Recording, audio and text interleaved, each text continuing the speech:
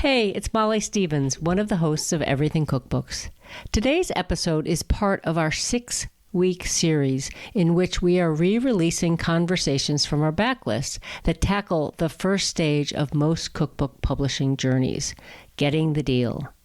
Today we go back to episode 3, during which Andrea, Kate, Kristin, and I get deep into the nitty-gritty of how to write a solid cookbook proposal.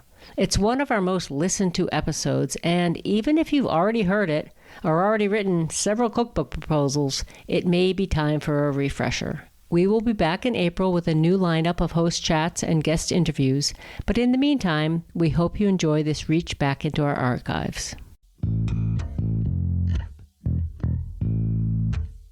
You have an agent interested in your cookbook idea, and they've asked to see a proposal. What, you might ask, is that?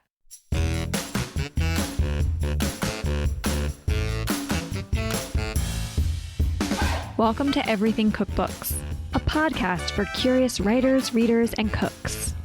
My name is Kristin Donnelly, and I'm here with Kate Leahy, Molly Stevens, and Andrea Nguyen. Today, we're talking about one of the big steps you often need to take if you want to publish your cookbook traditionally. And by that, I mean with a publisher who's not you. And that's the proposal.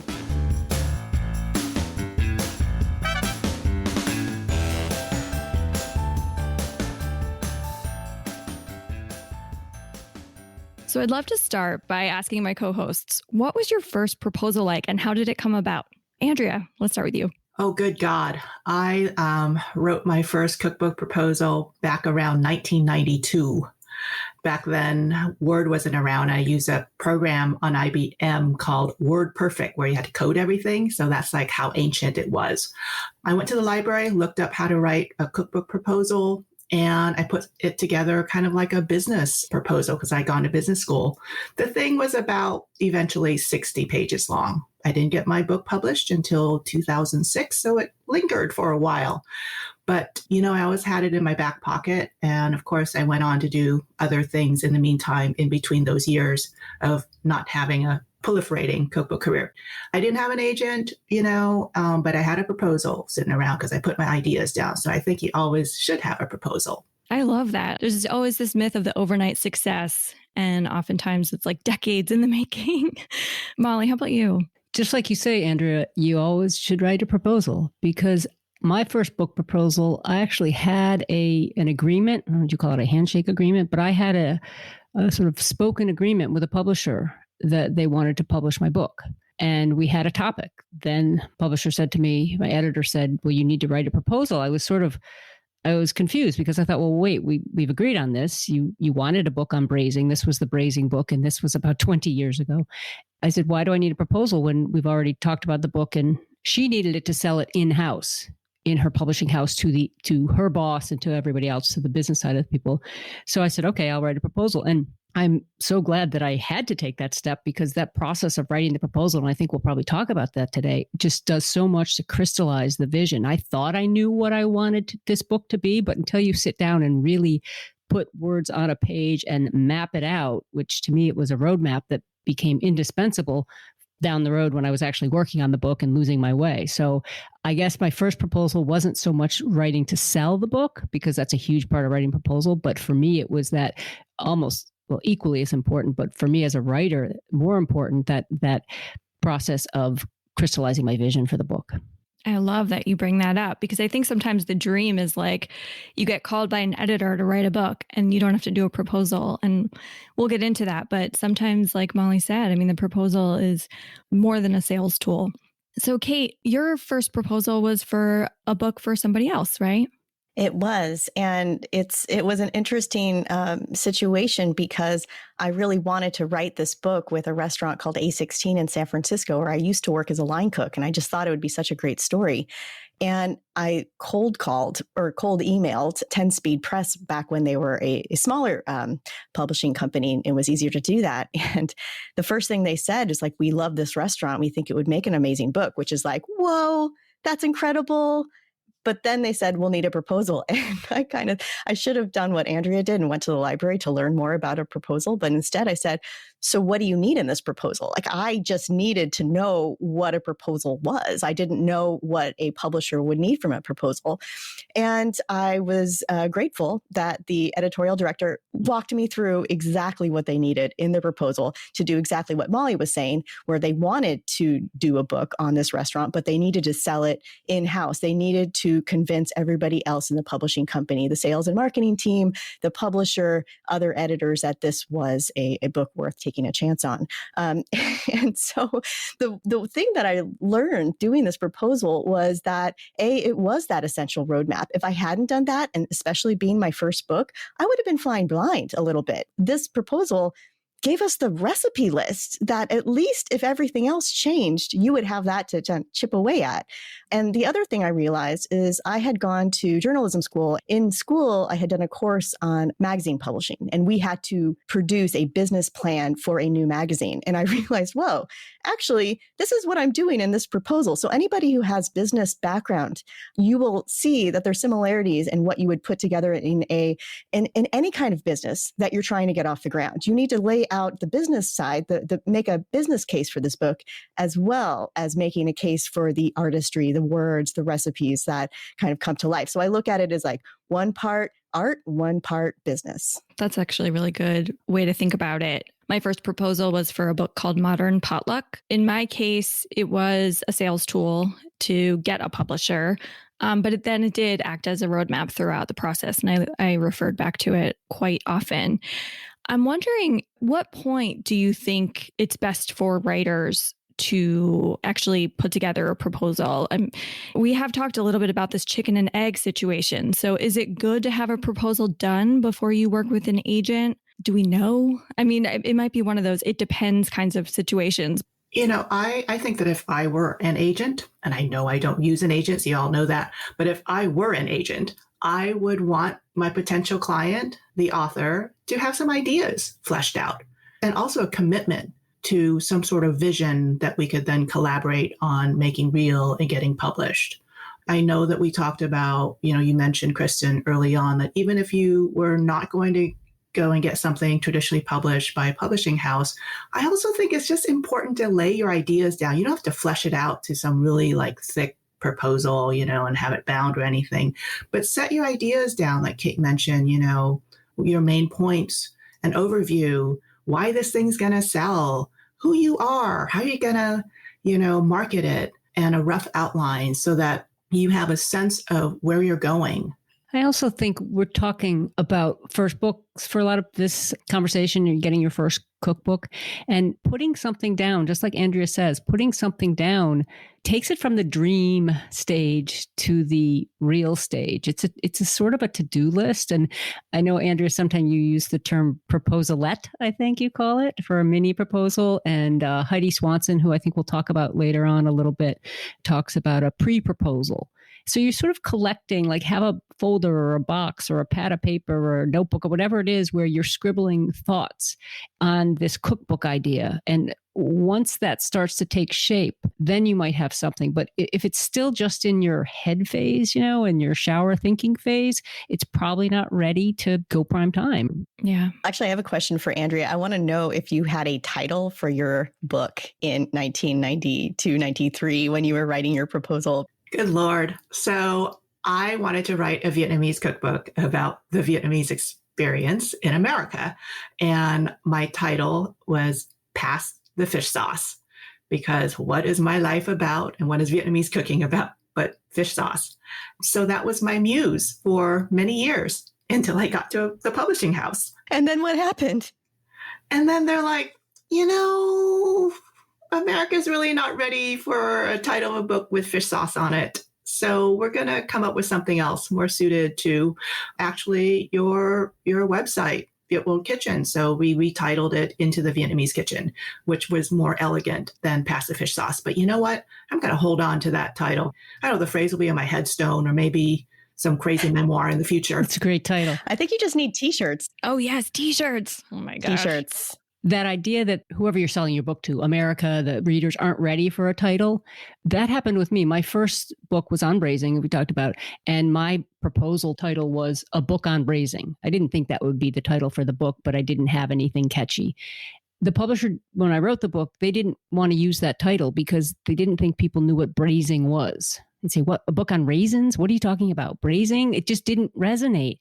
So I'm going to tell you guys something. I did not come up with the working title, and I have this documented, was A Simmering Passion.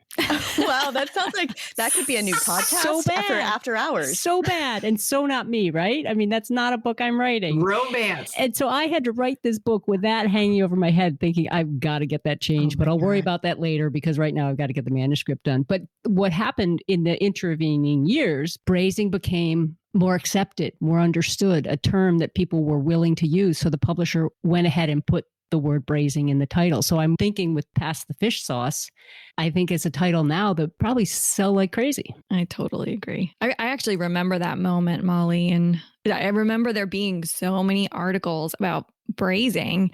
And then I feel like your book came out right after. It was like, I imagine it was kind of exciting to see that. But A Simmering Passion, it's like 50 Shades of Stews or something. Sorry. All that simmers. So bad. So yeah, let's get into the proposal and the nuts and bolts. So the first thing an editor is often going to read, an editor or agent or anybody who's reading your proposal, is often what's called an overview. And for an overview, that's basically what the book is. How do you like to tackle an overview, Kate, when you're writing a proposal? Well, it's a good question because I think it can depend on the type of book.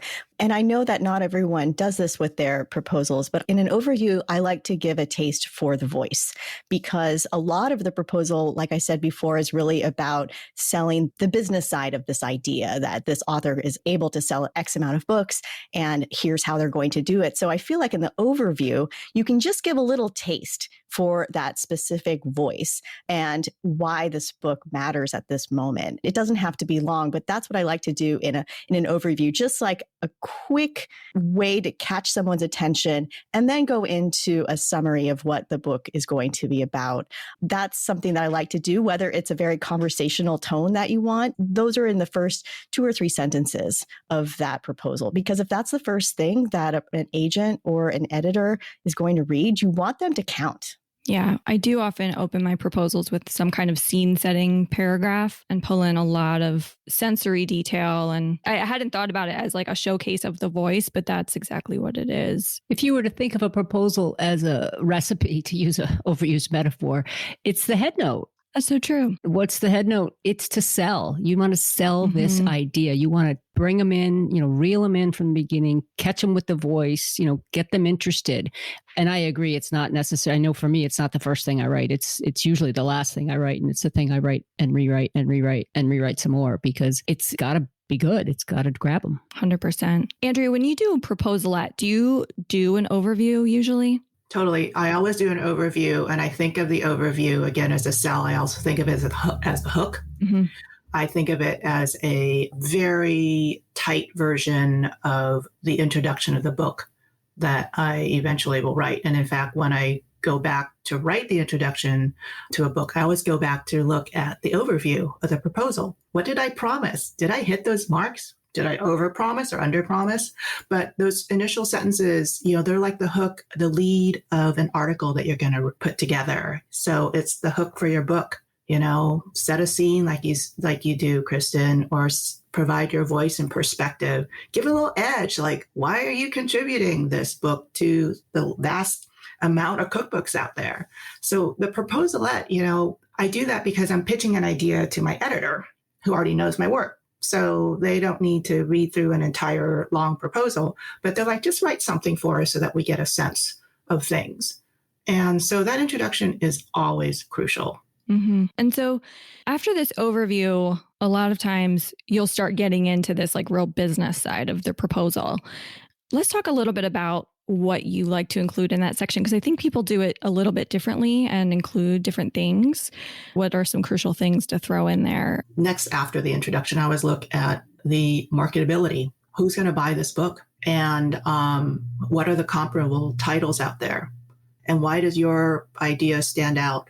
Again, going back to that discussion we had earlier of like, you want to write something because you have something to say. So that marketability is really important in terms of like, where are you going to sell it? Where are your markets? Also, if you've got a platform or a following of some sort, include that too, because they want to know, you author, you're going to help us sell the book, right? So that's, part of that business sell that we've all been discussing here. Kate, what do you like to include? I'll have an overview, and then the next part of the proposal, I'll break it out in like part 2. And that part will be marketing and promotion. That's where I'll put an author bio so that the if I'm working as a co-author, I can put the primary author and why they're nationally recognized, maybe links to articles they've been included in. So that will go pretty up top because it's important to know why this person has something to say in a book.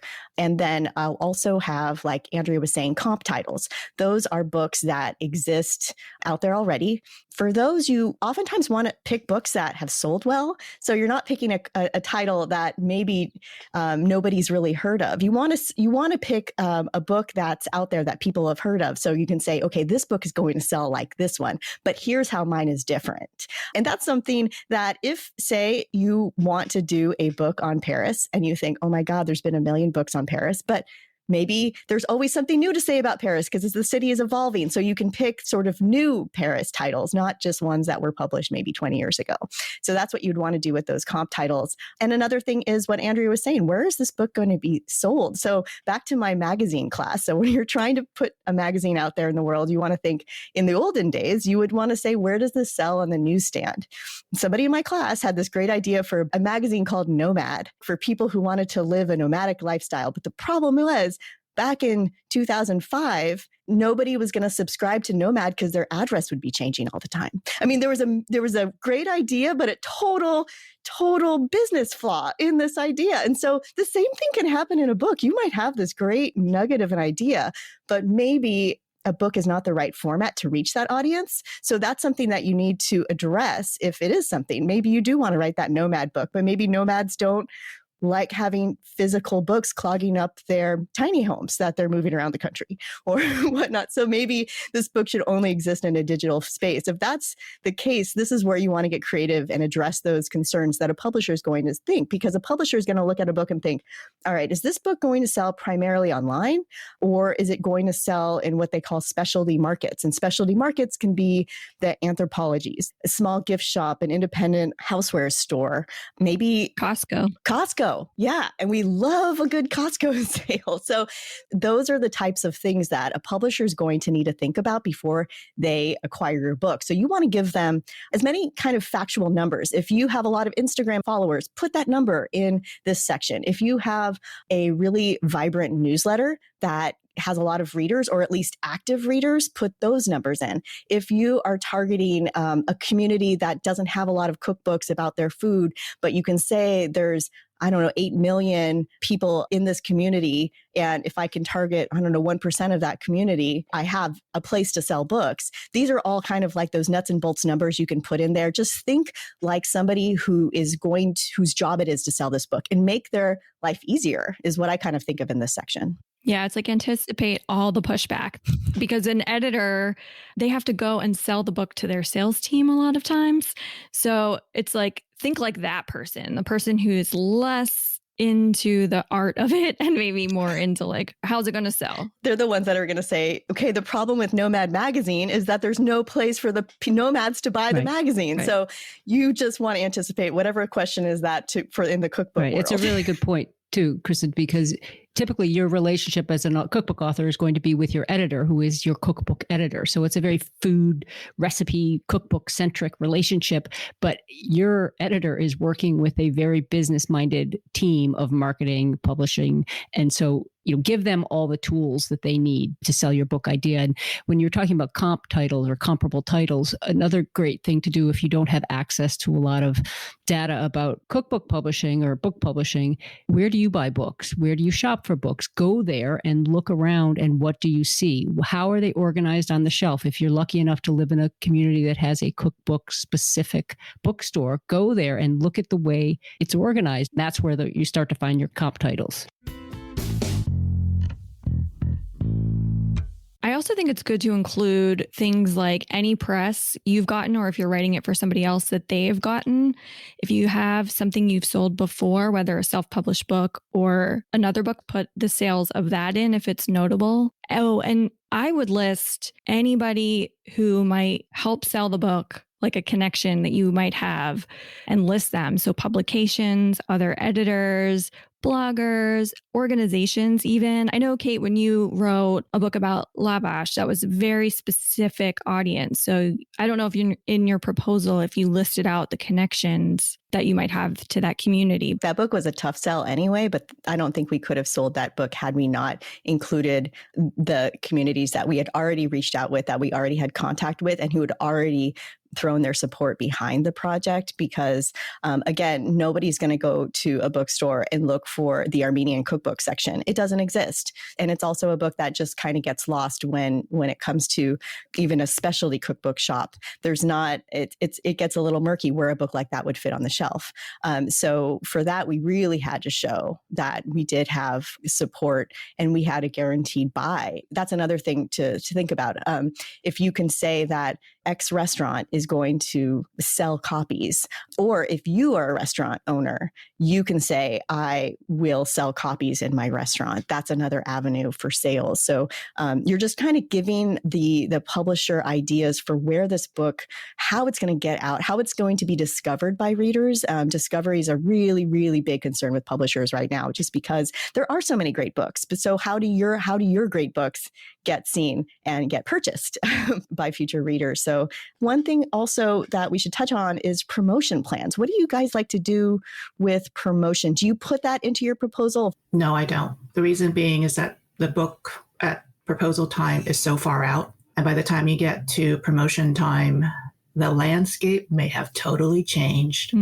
Totally. And so I do not commit to any kind of marketing ideas back then, because it's frankly like not worth my effort. I wanted to ask you guys, so how thoroughly do you guys outline your book? Are you providing, what do you provide in that outline? And how many sample recipes, if you provide sample recipes, do you include in your proposal typically? I just did a proposal that was extremely thorough. And so we did about a page description of each chapter, and then a list of all the sidebars and the recipes that we think will go in the chapter. But in terms of the sample material, we provided one full chapter, an introduction, and I think about 12 recipes. That is extremely thorough. I do recommend being as thorough as possible when your vision is that clear, and like if you don't yet have a publisher. But I've done proposals that have, 7 sample recipes. But I do like a pretty thorough outline. I think, again, with the roadmap, it just helps crystallize everything. And that's not to say you can't change the chapter titles later or reorganize your chapters, but it's just a place to start. Can I ask you how many pages that really thorough proposal was? Between 90 and 100 pages. Oh my God. It's huge. Wow. I don't think every proposal has to be like this. Like my proposal for a modern potluck was probably 35 to 40 pages, and it was just text, no design. There are so many ways to approach it, but this was a big book. I'm wondering, like, when you do your proposals, are you proposing page counts and vision for photography or anything like that? Some people do. And still part of the overview, right? So you sort of start out with this overview, which could include the vision for the look and the feel of it and the size of it. Then this marketability. And then this last part will be the details, right? Mm-hmm. Right. And it's like your trim size. So trim size refers to how big the book is, so that, you've got some vision of this physical thing, that bound thing in your hand. And is it going to be a soft cover or a hard cover? And how much photography are you looking for? How many pages? So they're envisioning how thick it's going to be. They may come back with a totally different idea, but you need to have a sense of what it is that you are creating, what you want to produce. And that also informs the price point. So they want to know, like, what's your price point? How much you want this thing to sell for? You want to think about all of that packaging of this project. And so, that goes, after the overview, between marketability or after marketability in my proposals. Yeah, sometimes it is lumped in with the overview. Sometimes I've pulled it out. If I have this longer overview, I'll pull it out and I'll say something like more book details. And that's bulleted a lot of times, just so somebody can like quickly look for it if need be.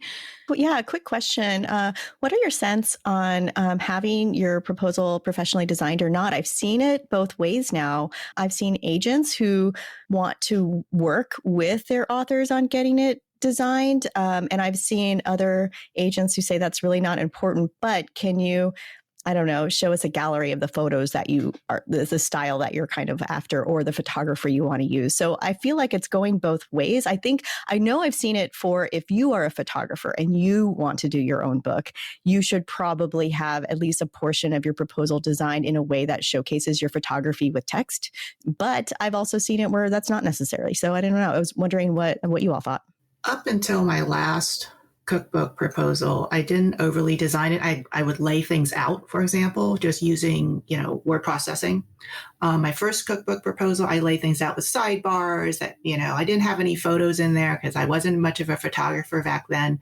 But the last one, I was like, I'm going to throw in just like photos that I took with my iPhone of like sample recipes so that they had a sense of what I was producing in my kitchen and what I was so excited about, because otherwise, it's may not bring things to life for them. So I think that a little bit of design works well for folks. And so, it goes back and forth. I think you're absolutely right, Kate. If you want to show people your photography skills, go for it. But you don't have to like design every single element, because there's a certain point where the publisher and the designers may think like you want to drive the bus a little bit too much. There is always compromise and negotiation in the bookmaking process. So I put some effort into it, but not too much. Mm-hmm. I did talk to an editor recently who said that most of the cookbook proposals she is getting lately are designed in some way. Partially means that they have photos and they distinguish between like a header font and a body font. But in my opinion, I think making your proposal look nice can only help. Like I also agree that if it's so designed, a publisher might think like, oh, do we even have wiggle room? And what if we disagree with this design? But I think there is a point where you can design it, especially if you have an existing brand of some sort, a blog or really an Instagram presence, anything like that. And you do have that vision, a design or at least a proposal that looks nice can only help. So that is where I've landed. I'm kind of pro design. So pro design in terms of making your proposal, making this document look as nice, as appealing, as attractive as you can, but not necessarily, in my opinion, to get too far into the nitty gritty of how you see the design of the book, unless that's something you're planning to bring to it, because that is a skill you have in addition to being this amazing cookbook author. Because I've listened to a lot of first-time, aspirational cookbook authors who talk about all the photos they want in their first book. They want a full color. Every recipe has a photo, and that's very expensive. And I think it's a tricky line to toe, because you just want to make sure that you're leaving open to working with the team at the publisher, but also having a vision for your own book. So I would just say focus on what you really know you're good at, which is the recipes and the sidebars and all the information, or the stories and the narrative, or whatever you're bringing. And yes, say, I foresee 75 recipes. I imagine it being light and breezy and colors of the spring or something, whatever, you could put that stuff in there to show that you have this vision, but not that you're so tied to it that you're going to be a pain in the butt to work with.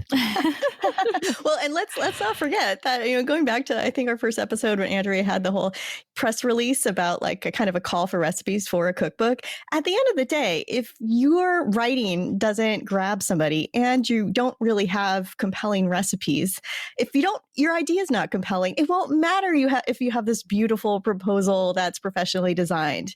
They're not going to pick it up. It really has to come down to the idea, the voice, the person. What were those the three prongs that we talked about in the last episode that you need to have in a proposal? Idea, voice, and platform. Yeah. And back to what Rika said, your proposal is a way to sell the idea and to sell you. Yep. How much sample material do you think is the right amount? And by sample material, this is stuff that you're planning to put in your book? A table of contents, a list of sidebars, some sample recipes, as you say, Kristin, sample chapters, maybe even. By volume, it's the bulk of the proposal. Yeah, it often is, or at least 50-50, I would say. Sure. In a proposalette, I don't provide that material. It's in a proposalette, I need to back up. That's where you're in a situation where your editor is very interested, the house is interested, and it's nearly a pro forma proposal. Definitely, there's always an outline. And if you feel like it, throw recipes in there. And it really depends. If this is the first go out of the gate for you, put it all as much in there as you feel comfortable to show them that you're serious. But, you don't need to put everything in there, just enough so that their eyes don't glaze over, but to show them that you know your stuff. I think that actually I might be going against the grain where I feel like the more proposals, the less material people want to see. So instead of used to be 5 to 10 recipes, now it's maybe 3 to 5 recipes. There's definitely a recipe list and an outline, I think, are essential no matter how short your proposal is. But I am seeing that especially if you do have interest from a publisher or an editor, they're not necessarily as keen to see, as long as they know that you can write a recipe, and they can usually figure that out in about 3 recipes. And then they have your recipe list that they can look through to say, for example, I worked on a proposal and the publisher said, we want to see more vegetables in this. And it's like, well, but this kind of book's not very veg heavy, but let's see if we can throw in a couple more recipes to just even it out. So things of that nature, you can kind of go back and forth once they are already interested in the book and they have your proposal. So that's what they can use the recipe list for. I had a thought backing up. So I'm going to say that I was wrong, because I am not afraid of saying I'm wrong about much of anything, you guys. So what do I know, right? So given that, I think that if you're going to throw recipes into your proposal, if there's something that you feel is a couple of items, star recipes that you have already been working on, that you really want to say to these people, this is going to sell the book. This is going to be my high value price of admission to this idea. Put it in there and see how much they want it. That's such a good idea. Actually, this brings me back. I was going back and forth on a proposal I didn't end up writing. But one of the big sort of red flags was this bakery didn't want to include their prize chocolate chip recipe. And the agent said, what's the point of this cookbook if we can't have that recipe? And I said, well, what's the point of me, pulling my hair out and working on this? So it was actually a great thing. One thing we should mention about proposals, if you're coming at it like I am sometimes, where I'm working with somebody else to co-write a book, the proposal can be that sort of testing ground for the book concept and how well you work together. And something like, yeah, we can't include that recipe. And it's like, well, but that's the recipe everyone wants. Maybe this book shouldn't happen. And that's the great thing about a proposal too. It can be sort of like you're working out the business plan and the ideas, and sometimes businesses don't get off the ground. Same thing with books. Molly, do you include sample recipes when you're doing a proposal? Absolutely. I do. Yeah. I do. I include sample chapter openers. The recipe list I work really hard on, and then I pretty much change it completely by the time I start writing the book. But we could talk about that further. But I definitely include some recipes. Probably my proposals are somewhere between 50 and 60 pages, and I would say that's 7 to 9 recipes. And I also, I tend to write a lot of sidebar material, so there's enough of that to show the variety of that type of material. I'd also love to hear how long it takes you guys to write a proposal. It can be quick, but oftentimes it takes a lot longer than you anticipate. And especially when you're co-authoring. Well, another thing that can happen is you can have back and forth, and then there's this quiet period where you're waiting for feedback from an agent, your co-author, and then there's more back and forth. I think I worked on one that was ready right before COVID, and then COVID hit, and then you're sort of like, well, what should we do now? So that can really kind of delay things. And then sometimes they can come together pretty quickly. And those are the ones that are more like a proposalette, where maybe they're coming to you and they already want the idea and they just want you to provide the table of contents and the recipe list and a couple sample recipes, because they already kind of know that they want the book idea. Yeah. For me, they take several months at least, and sometimes I work on it and then put it down, and which is a writing trick I use all the time, or technique, is to work on something and then put it away and walk away from it.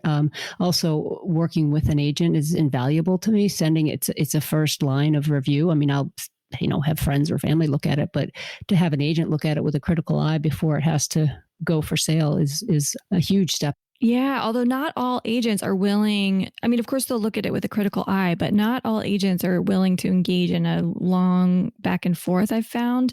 So if you're in process of interviewing agents, I definitely recommend like how involved they want to be in your proposal. That's a good point. Or asking them that because, I've heard some agents, they really just want something to be done and ready to sell. Whereas others want to help you shape it. Yep. For me, I've done them in like 6 weeks. But that's my own work where I can really devote time to it every single day. But when I'm relying on other people, it can take, I think this most recent one, it was like 9 months. So, but it was 100 pages. It was 100 pages. It was 100 pages. All right. So here's my rapid fire question after we've all talked so much about proposals.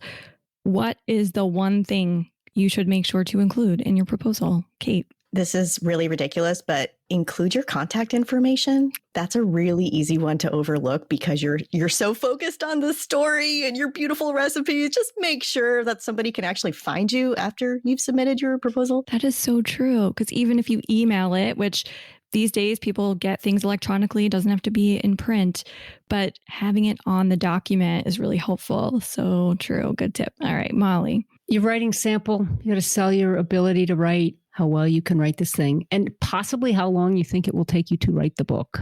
Oh, true. If you can do that, it's helpful. It's true. Because editors are often planning far in advance, so they want to know what season the book might be for.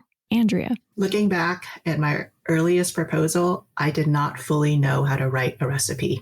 And there's a specific recipe style. And I remember after landing the book deal, I picked up a copy of Recipe into Type, which is out of print, but it's a great book and it walks you through how to write a recipe.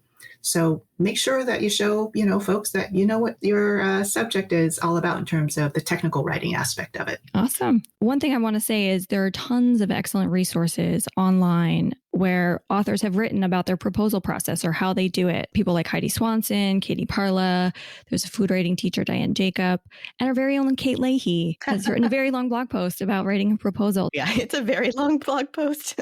We'll link to those in the show notes. So if you want to dig deeper and get more familiar with all of these terms and how to approach them, they are there to help.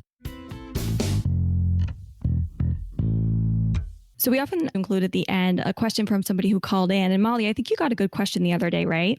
Yeah, we did. Someone called in asking us to help settle somewhat of a domestic dispute around the use of salt.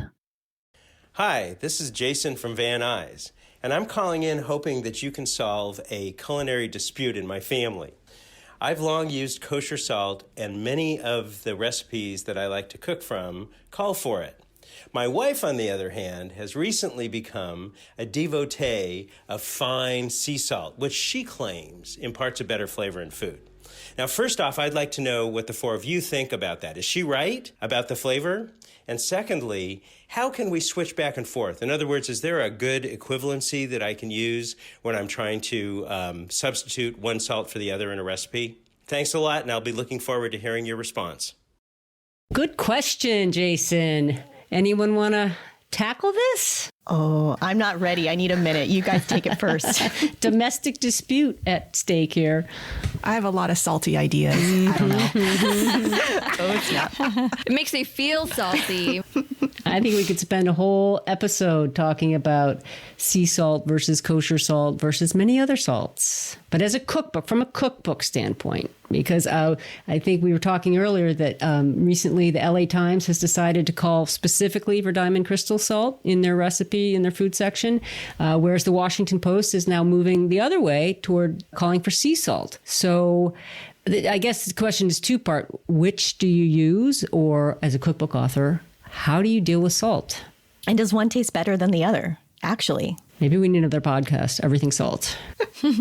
I think so. I mean, I've dealt with this on and off. And I started out using table salt in my first cookbook. And I would call for uniodized table salt because I felt like the iodine made the salt taste kind of weird. And I chose table salt because that's what a lot of Vietnamese cooks used.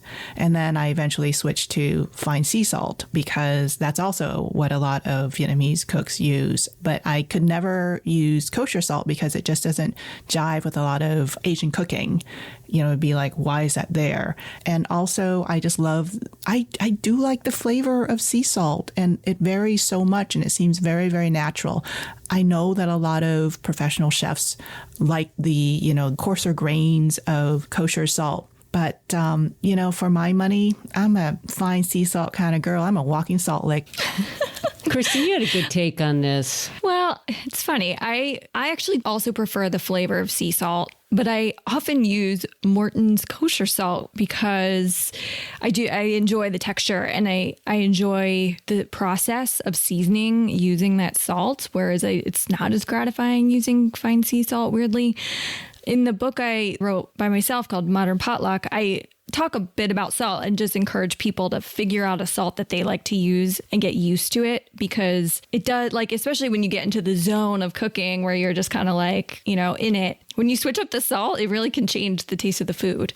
It's like beneficial to know your salt. So I don't know, I'm like with Andrea about the flavor, but at the same time, what I use most days is Morton's, and then I use Maldon salt as a finishing salt. Yeah, as a cooking teacher, the most important thing about learning how to cook is learning how to salt your food. And it's very difficult, I find, as an author to, I mean, there's certain recipes if it's baking or there are brines and things where you can really specify the amount of salt.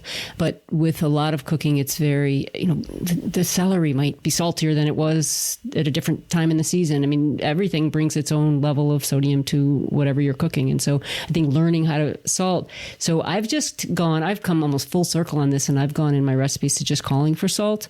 And as you say, Kristin, you have to learn which salts you use and, you know, teach yourself how much is enough. I feel unhelpful when I say it that way, but I also know that it really is the greatest advance in teaching yourself to cook is understanding salt.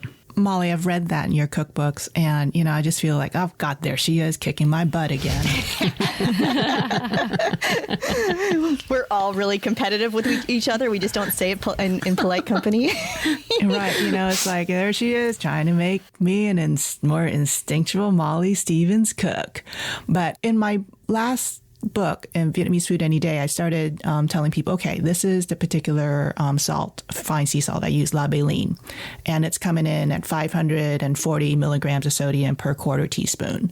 So I tell people, read the nutrition label on the salt that you have and then gauge it from there.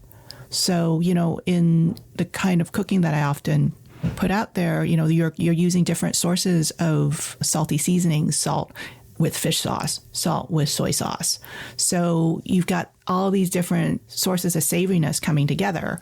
And so, you know, I always tell people, gauge yourself. But sometimes one of my recipe testers, she used a kosher salt and she went ahead and she doubled it, but it was Morton's, which is saltier than, say, Diamond Crystal. And she's like, your recipe was so salty. I asked her, well, what kind of salt were you using? And then we went from there and had that conversation.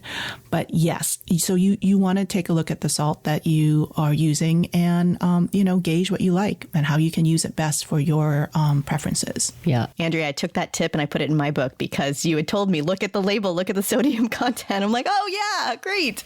Right. Because not all salts are the same. Some are saltier than others, and they're more finely packed, and there's more salt per teaspoon. So good luck to you, Jason.